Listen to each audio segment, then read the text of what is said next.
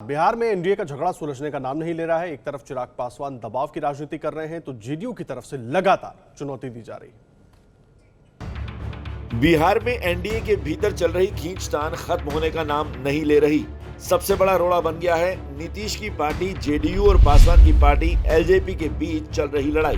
BJP कह रही है कि चुनाव नीतीश की अगुवाई में लड़ा जाएगा, लेकिन एलजेपी अध्यक्ष चिराग पासवान को ये मंजूर नहीं। पिछले बुधवार को चिराग दिल्ली में बीजेपी अध्यक्ष नड्डा से भी मिले थे, लेकिन माना जा रहा है कि अभी तक चिराग माने नहीं हैं। वो 143 सीटों पर उम्मीदवार उतारने की धमकी दे रहे हैं। चिराग को जेडीयू एमएलसी गुलाम गौस ने बिना नाम लिए चेतावनी दे दी है।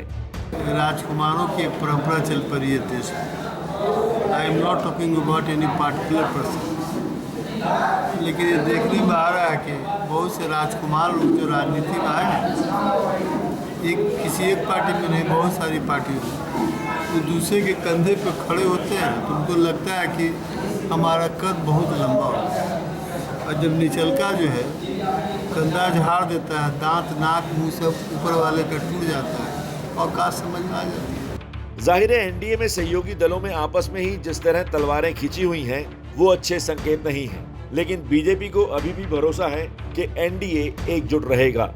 मैं भारतीय जनता पार्टी का राष्ट्रीय प्रवक्ता हूं। मैं पार्लियामेंट्री बोर्ड का मेंबर नहीं हूं। ये जो चुनावी प्रक्रिया को लेकर जो बैठकें होती है उसका हिस्सा मैं नहीं, किंतु बहुत स्पष्टता मैं कह सकता हूं कि एनडीए 243 सीट पर पुरजोर तरीके से लड़ेगी और रिकॉर्ड मतों के साथ एनडीए जीतेगी भी और एनडीए की सरकार बनेगी और ये रिकॉर्ड टूटने वाला है। दरअसल सारी लड़ाई सीटों को लेकर है।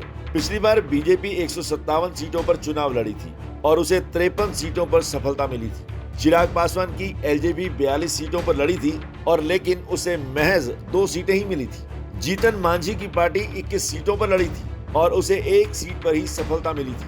पिछले चुनावों में नीतीश एनडीए में नहीं थे, इसलिए सबसे ज्यादा सीटें कटने का खतरा एलजेपी को ही लग रहा है।